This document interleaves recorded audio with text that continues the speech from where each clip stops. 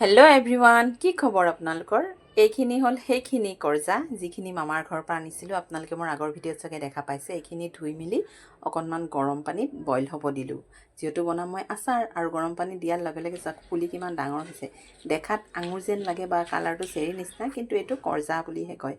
এফালে দুদিন ৰ'দ দি তেল অকণ গৰম কৰি এফালে পাঁচফোৰণৰ গুড়া আৰু আচাৰৰ মছলা দি এইখিনি ঢালি দিলে ধুনীয়া এটা আচাৰ তৈয়াৰ হয়। আৰু চাওক বইল কৰাৰ পিছত কালাৰটো অকণমান লাইট হৈছে, তথাপিও খাবলৈ যে খুব বেছি ভাল হয়। অকণমান টেঙেচিয়া যে, বহুত বেছি টেঙা নহয়। আৰু এইফালে কাছৰ জাৰ এটাত ভৰাই ইয়াতে মই ভিনেগাৰ দি কেইদিনমান ৰ'দত দিলে হৈ গ'ল মোৰ আচাৰ ৰেডি। এয়া কৰ্জা আচাৰখিনি হৈ গ'ল, আৰু এইখিনি এতিয়া দিম মই ৰ'দত। দেখিছেনে কালাৰটো ইমান বেছি ধুনীয়া আহিছে। আৰু এটা খাই ট্ৰাই কৰি চাওঁচোন কেনেকুৱা হয়।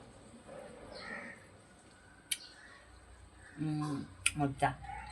কেঁচাতে যিমান টেঙা থাকে, এতিয়া কিন্তু ইমান বেছি টেঙা নাই। মই ইয়াতে ভিনেগাৰ দিয়া নাই, দিম লাহে লাহে অলপ তেল দি ৰ'দত দি থাকিম। আপোনালোকে যদি ওচৰত পায় এনেকৈ আনি পেলাই আচাৰ দিব, বহুত বেছি ভাল লাগে। বেছি পকাবিলাক জেলি ভাল হয়, কিন্তু আচাৰটো বেছি ভাল হয়। ৰিভিউটো আপোনালোকক দিলোঁ দেই, জনাব।